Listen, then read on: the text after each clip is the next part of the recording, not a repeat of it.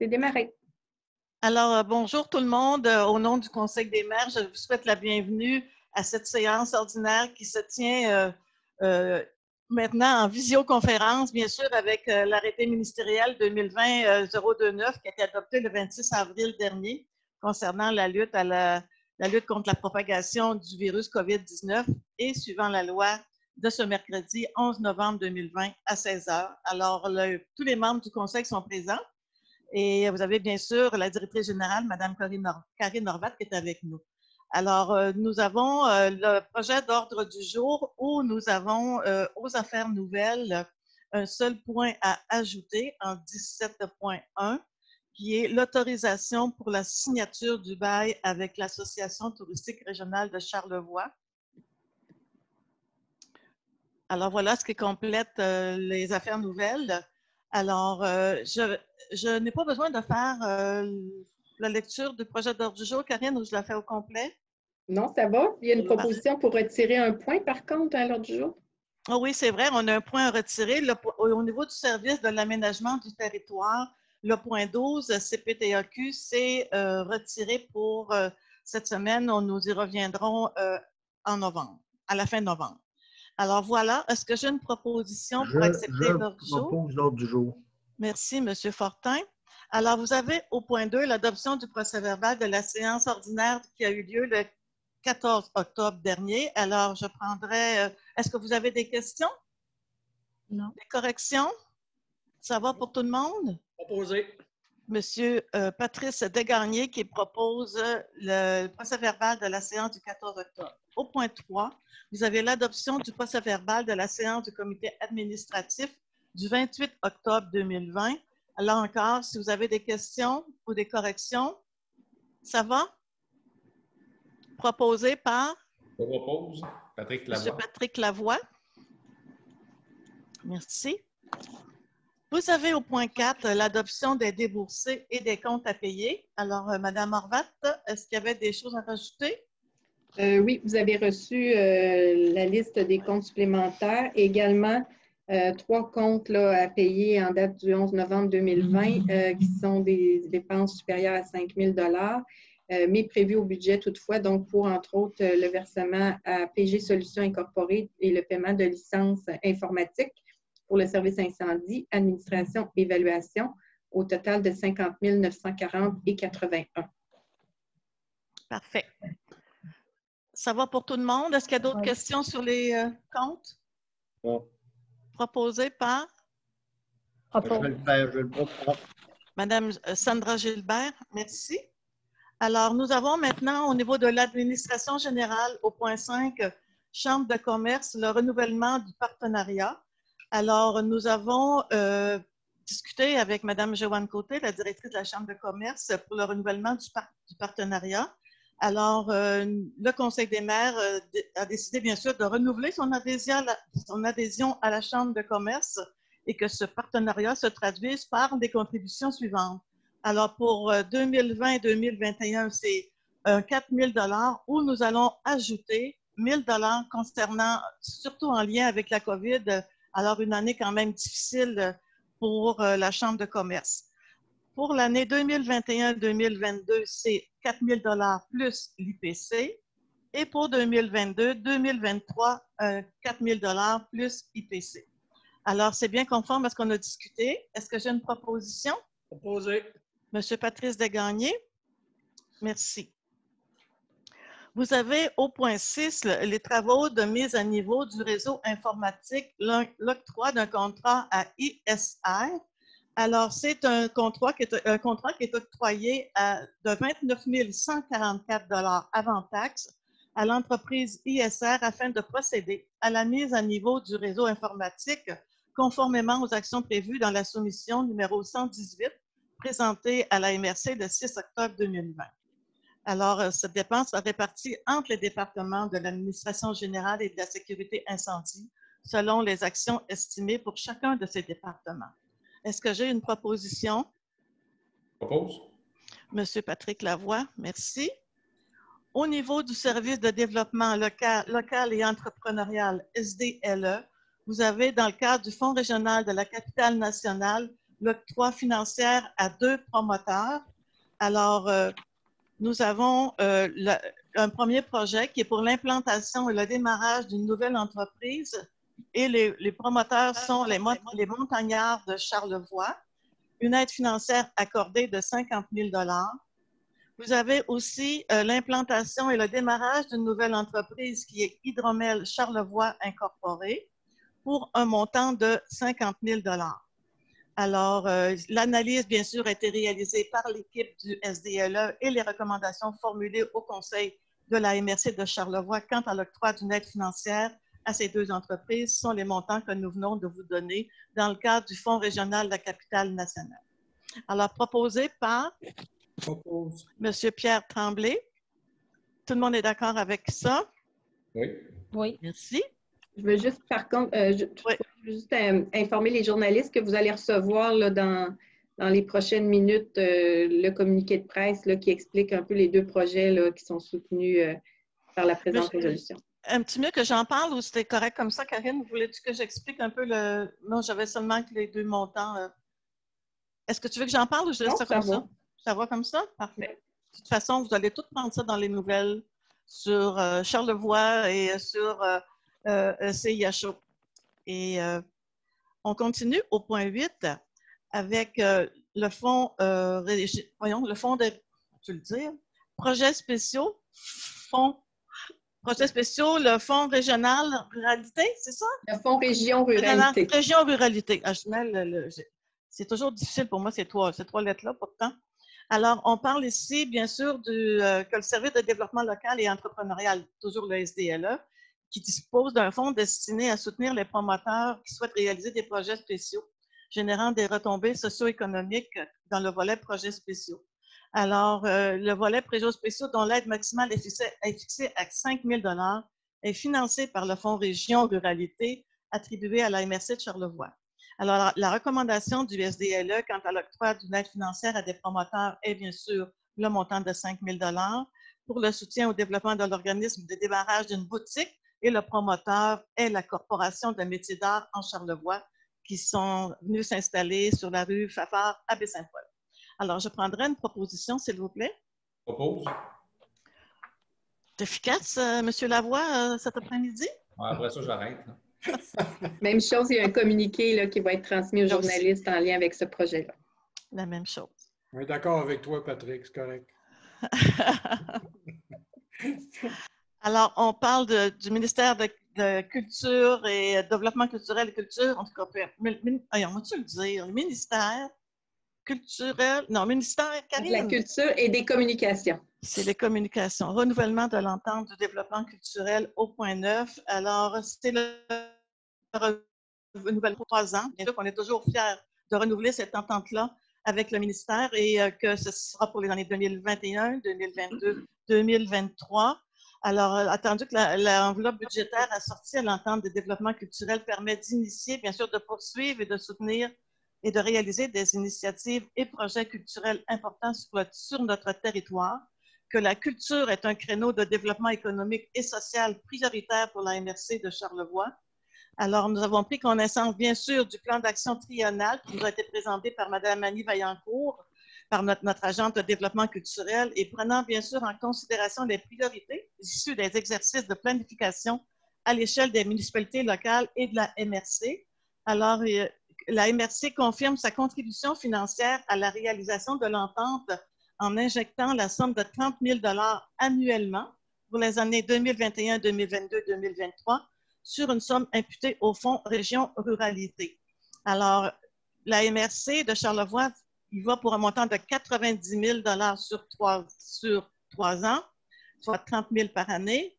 Le ministère de la Culture et des Communications pour 101 217 $ pour 3 ans.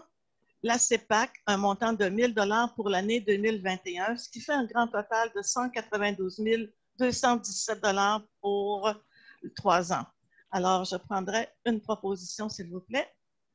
Moi, je le propose, puis juste ajouter, hein, cette année, on a ajouté 10 000 hein, dans notre contribution et ça nous permet d'aller chercher un autre 10 000 au ministère. Je pense que ça mérite d'être Oui. être souligné. Hein, puis, On trouve ça important, comme je le disais tout à l'heure, tout ce qui se fait en culture, là, c'est bien important qu'on continue à contribuer parce que c'est un apport aussi économique et touristique fort important. Et dans la planification, puis le plan d'action qui a été proposé par notre agent est quand même complet. Je pense que ça va prendre tout cet argent-là pour être capable de réussir ce plan d'action. Alors, bravo. Proposé par M. Jean Fortin. Merci, M. le maire. Alors, on est maintenant au point 10. Ce mot l'appui, une contribution de la MRC au projet de Place aux jeunes Charlevoix et service d'accueil des nouveaux arrivants, c'est-à-dire le SANA. Alors, bien sûr que nous contribuons depuis de nombreuses années avec Place aux jeunes et service d'accueil des nouveaux arrivants. Alors, cette demande a été adressée par ce mot l'appui à la MRC à titre de partenaire du projet Place aux jeunes de Charlevoix. La demande adressée par ce mot l'appui à la MRC de Charlevoix à titre de partenaire pour le service d'accueil des nouveaux arrivants, SANA, pour 2020-2021. Et bien sûr que la MRC souhaite poursuivre son partenariat avec ce mot l'appui dans le cadre de ces deux projets qui contribuent à améliorer l'accueil des nouvelles populations. Alors, les priorités d'action présentées à la MRC dans le cadre de la poursuite de projets. Et donc, la MRC accepte de contribuer pour une somme globale de 10 000 $ au projet soumis par ce mot l'appui, dont 5 000 $ à Place aux jeunes Charlevoix et un 5 000 $ au service d'accueil aux nouveaux arrivants, le SANA, une somme imputée au budget des redevances éoliennes. Je prendrai une proposition, s'il vous plaît. Je propose. Merci. On est rendu là. Au point 11, SDLE, nous avons le dépôt du rapport d'activité du 1er juillet au 30 septembre 2020. Alors, Karine, est-ce que tu avais des choses à rajouter là-dessus pour le rapport? Vous avez reçu une copie, vous avez pu transmettre vos questions. Également, une fois qu'il est déposé, il va être également ajouté à notre site Internet et transmis aussi à l'ensemble des conseillers et conseillères municipaux. Parfait. Alors, c'est le rapport d'activité du 1er juillet au 30 septembre 2020. Merci. Au service de l'aménagement du territoire, le point 12 a été retiré. Au niveau du service de la gestion des matières résiduelles et de l'environnement, au point 13, c'est l'octroi d'un contrat à la Coop de l'Arbre pour des travaux d'entretien au site d'enfouissement de Saint-Placide qui est fermé. Alors, on parle ici des travaux qui sont nécessaires dans le cadre de la gestion post-fermeture du site de Saint-Placide. Alors, ces travaux concernent notamment le débroussaillage du terrain, l'enlèvement d'arbres morts, le dégagement des chemins, des clôtures et des affiches à l'entrée du site, et que l'estimé soumis par la Coop de l'Arbre était fixé entre 8 400 et 12 000 $ avant taxe, soit l'équivalent de 7 à 10 jours de travail. La facture finale de la Coop s'établit à 10 716 avant taxe pour les travaux réalisés entre le 27 octobre et le 2 novembre. Alors, il est proposé par Pause. M. Patrick Lavoie. Merci. Alors, on est rendu en divers au point 14 D. Ça va? Au point 14 DSI Charlevoix, c'est l'octroi d'une aide financière à un promoteur. Alors, c'est bien sûr l'octroi d'une aide pour, comme le DSI, la MRC est fiduciaire du projet intitulé Développement social intégré de Charlevoix, coordonné conjointement par la MRC de Charlevoix-Est. Le plan d'action du DSI comporte bien sûr divers chantiers qu'il y a lieu de soutenir en vue d'en favoriser l'avancement, dont le chantier habitation. Alors, la résolution numéro 98-06-20 adoptée à la séance ordinaire du 10 juin faisait référence à une somme additionnelle qui pouvait être octroyée à l'organisme Centrum pour 2021, advenant la nécessité d'investir davantage pour assurer la réalisation du projet de maison d'hébergement. Alors, le comité de coordination recommande de verser une somme additionnelle de 22 890 $ pour le projet de maison d'hébergement. Alors, je prendrai une proposition, s'il vous plaît.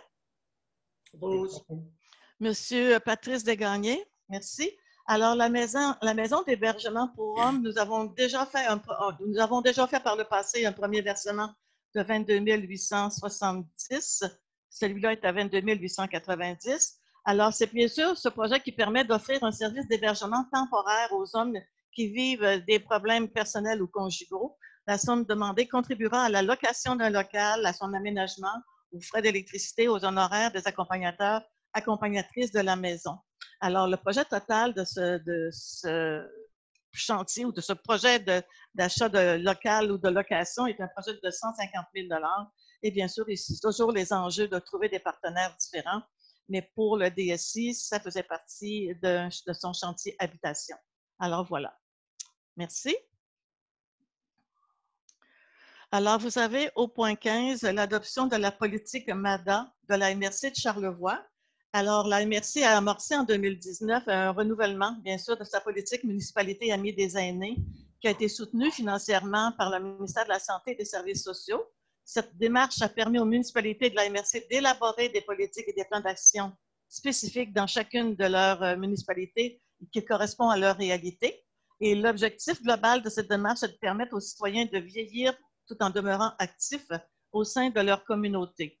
Alors, la démarche s'est traduite, bien sûr, par diverses activités de consultation publique, des réunions de comités de suivi de la MRC permettant d'identifier les enjeux collectifs, les activités de consultation sous forme de sondages téléphoniques et distribution de sondages lors d'assemblées.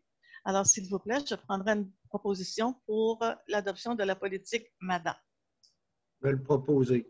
Merci. Alors, rapport de représentation, je ne sais pas s'il y en a qui ont fait beaucoup de choses au niveau représentation, mais je vous dirais que c'est assez difficile de représenter de ce sens-ci, puisqu'on est pas mal plus à nos maisons, puis chacun dans nos bureaux quand on le peut. Alors, est-ce qu'il y a des personnes des maires qui ont quelque chose à dire? Oui, M. Pierre Tremblay, maire des Éboulements. Bien, moi, comme représentant de la MRC, j'ai assisté à la première rencontre d'un comité Géoparc. Alors, à ce niveau-là, il y aura une présentation qui va se faire au niveau des deux MRC. En fait, j'étais là comme représentant et du côté de la MRC de l'Est, c'était Mme la préfète, Mme Comeau, qui était là.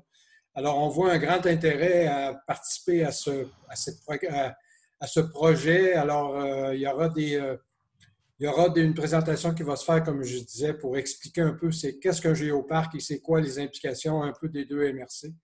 Alors, puis il y avait d'autres partenaires, bien sûr, qui étaient là, comme l'ATR, il y avait aussi la commission scolaire. Alors, c'est des partenaires qui vont travailler pour la mise en place de ce projet Géoparc. Ça va? Est-ce qu'il y a d'autres commentaires? Bon. Ça va pour tout le monde? Merci. Juste ajouter, Mme Simard, par rapport au comité MADA, c'est sûr qu'on vient de parler de l'adoption donc de la politique MADA. Pour les journalistes, juste indiquer qu'on est à finaliser là, la mise en page finale du document qui pourra être également disponible sur le web et qui fera l'objet d'un communiqué, d'un dévoilement aussi d'une annonce plus officielle. Là. Actuellement, les municipalités locales sont en train ou en voie d'adopter chacune aussi leur plan d'action local. Donc, ça fera l'objet d'une annonce conjointe à très court terme. Merci.